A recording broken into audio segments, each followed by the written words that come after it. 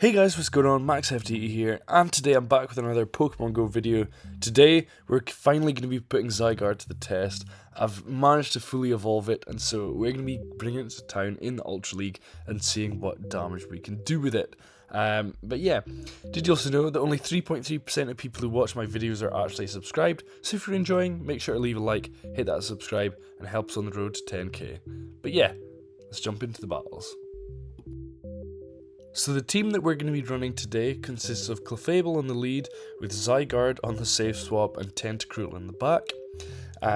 This is a team, I want to say, from Home Slice Henry. I can't 100% remember. I'm pretty sure that's where I saw it, but yeah, all credit to original creator anyway.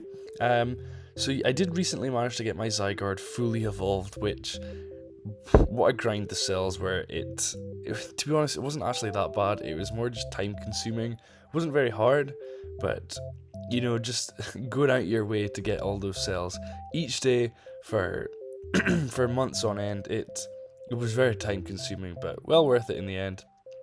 But yeah, Zygarde is really strong. I think I just want to keep mine in the Ultra League for now, just because I don't have enough Candy XL to max out to level 50, so I'm not really getting the full benefit of doing that. Also, look how much damage the Volt switches are doing to the Zygarde here, by the way. That is just ridiculous, how little damage it does. But yeah, I think I'm going to keep mine in Ultra League for now. Like I say, not enough Candy XL, so no point. Plus as well, it's pretty crap IV. I would ideally want a better one before powering up to 50, so I'll maybe just be patient and hope that Zygarde comes to Elite Raids at some point. I have been gathering more cells once I fully evolved it, just so that I have more cells in case we do get another one. But for now, we're just gonna be fine with this one in Ultra League. It's obviously it's better in Master League, but it is still really solid for the Ultra League. Extremely bulky, really fun Pokemon. I, I was away to say pay to win there, but that's not exactly pay to win. Clefable in the lead, it's quite a good lead actually, I think. Having that coverage with a Meteor Mash, as well as obviously your Moonblast, is going to be hitting really hard.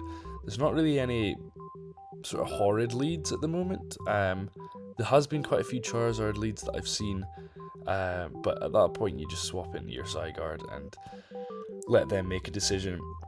I think Zygarde is a really good safe swap for, at least in the battles I've had. There's not really anything that's hard walled it. The only thing that's sort of given Zygarde quite a lot of trouble is Alolan Sandslash, but because Alolan Sandslash is quite squishy anyway, the Dragon Tails are still adding up, so it's not quite as bad as you would think.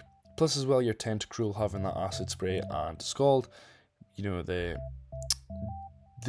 defense drop with Acid Spray, as well as the chance of it with the Scald. It's, yeah, a really solid team. And we've got the Zygarde up against the Skeledirge here, timing my moves perfectly. So I was going for 3 Dragon Tails as they got their 2 Incinerates, just because obviously 3 Dragon Tails is 9 turns and 2 Incinerates is 10 turns. So we're getting a move off just before, literally 1 turn before they get to a move, which is really nice. And so they come in with the Clefable. Sorry, I come in with the Clefable against their Cresselia, just because. Sorry, I can't actually quite remember what they have in the front.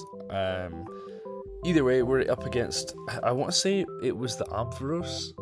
No, it can't have been Ampharos. Charizard, maybe. Either way, we're gonna shield up here as they go for the Grass Knot, and gonna go straight for the Moonblast. This is gonna do a lot of neutral damage, especially with the stab from Clefable, which is really nice. And I want to say we catch onto the Tentacruel. This is going to just be a Grass Knot, even though they don't actually have Future Sight, so it's not like it would, well, they actually give up at that point anyway, so what I'm saying is irrelevant. Clefable versus the Charizard. This is where I just swap straight into the Zygarde and just let them make a decision. They do build up a bit of energy, and I want to say they go for a Dragon Claw. We are going to get a Crunch off and hopefully get a defense drop, maybe sneaking a couple extra Dragon Tails in. But no, they let this go through. My Go Plus is just going crazy right now. Um, yeah, they're going to swap out into the Giratina, which was a bit of a random one. I didn't quite expect that. Obviously, they're going to be taking super effective from the Dragon Tails as well as the Crunch. Plus, we do get the defense drop as well, so that's really not looking good at all for them. I'm gonna shield this up, sorry, just to preserve a bit of health. And I think I can afford to let this next one go through, just because it's going to be just because it's not gonna be super bulky. Sorry, Zygarde is super bulky, so we're able to live the Dragon Claw. Going for the Crunch against the Cresselia, and they are just barely not going to be able to farm us down before we get the next Crunch off, which is just amazing. This thing is just so bulky. It is crazy. 100% worth putting in the time and getting that. Getting all your cells for the Zygarde. So worth it. They do come in with the Charizard, and I think I shield this up. Gonna come in with a Tentacruel, farm all the way down, and I will be able to put acid sprays onto whatever comes in. Well, the Cresselia. And so, yeah, they just go for a Claw, which is quite nice. And they're going to go for, I believe they had Moonblast, so we're actually looking really nice here. They're going to go for the Grass Knot, which is going to be neutral. Obviously, you're going to want to go for that over the Moonblast. But if they had Future Sight, they would want to go for that. They're going to let the Acid Spray go through. And we're going to hit the CMP tie on the next Acid Spray. Just because Poison Jab does quite a decent amount of damage for the move that it is, we are just going to be going straight for the Acid Spray just because of the amount of damage that we're doing. And we actually simultaneous KO, but I did still have my Clefable left, so we're going to take that game. Another Charizard lead, and I'm going to come in with the Zygarde again. And they're just going to come straight in with the Cresselia, which is a bit of a... I don't know if that's a bit questionable, because obviously you're hitting for neutral with the Dragon Tails and super effective with the Crunch, as well as having that chance of lowering the defense. So I don't know, maybe I just don't see the vision, but especially with them going for for Grass Knot as well. Yeah, I don't know. Who knows? Oh no, okay, no, that makes sense. Okay, they've got Future Sight. If they'd had Moonblast, then it would have made sense. No, then it wouldn't have made sense, but now it does make sense because they've got Future Sight, which isn't as good as a move, and we can just let that go through. And we're going to be able to get a Crunch off against the Charizard, and this is going to align our Tentacruel up perfectly to the Charizard, which is just what we want. Obviously, Clefable can pretty much not do anything to the Charizard, so we can let anything go through. There's not even anything that hits for neutral damage, which is really nice. And so they have a Giratina, and at this point it's game over. It's a Dragon Breath Giratina as well, which just is even worse for the opponent. And they're gonna let that. I'm gonna let that go through. Sorry, gonna go straight for the Moonblast. This will take them really low.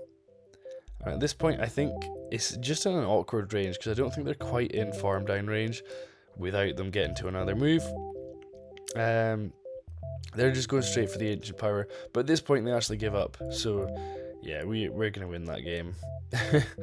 Farm them all the way down, and then just come in with the Tentacruel against the Charizard. And yeah, taking that game there. Next game against Billy Bob, Clefable against the Ampharos. At this point, just because my backline is so... Zygarde is amazing against Ampharos and Tentacruel is horrid against it, I just pretty much have to let my Clefable go. And I accidentally crossed out the app there. So yeah, I gotta let my Clefable go here.